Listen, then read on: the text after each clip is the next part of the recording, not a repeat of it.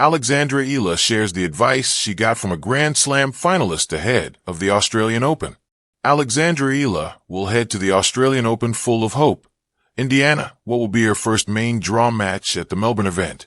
It marks the completed set for the Filipino, who featured in the other three majors throughout what was a breakthrough 2025 campaign. Just 20 years old, it has been a mesmeric past 12 months, in which she has seemingly broken every tennis record held in her home country. And yet, she remains hungry for more, having just received advice ahead of the Australian Open from a former Grand Slam finalist. Alexandra Eala receives advice ahead of the Australian Open.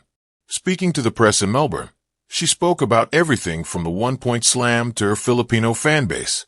And when she was finished lauding her compatriots for their continued support, one reporter then asked her about Leylah Fernandez, a former US Open finalist at the age of just 19, and now 23, and an established star on the WTA Tour.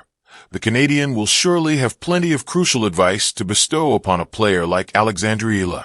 Well, she revealed as much in her answer, noting, "Yeah, I think Leylah is super funny.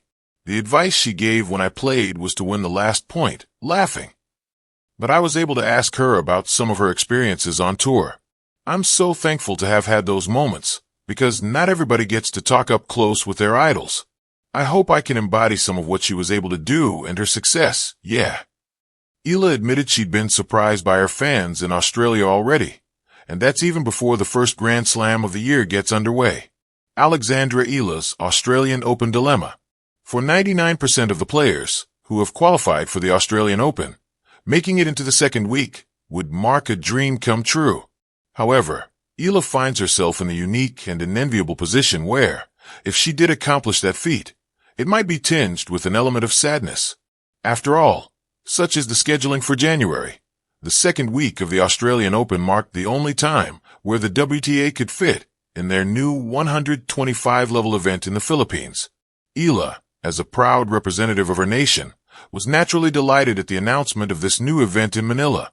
And yet, if she succeeds beyond expectation in Melbourne, she will be forced to miss out on the inaugural event in her home country.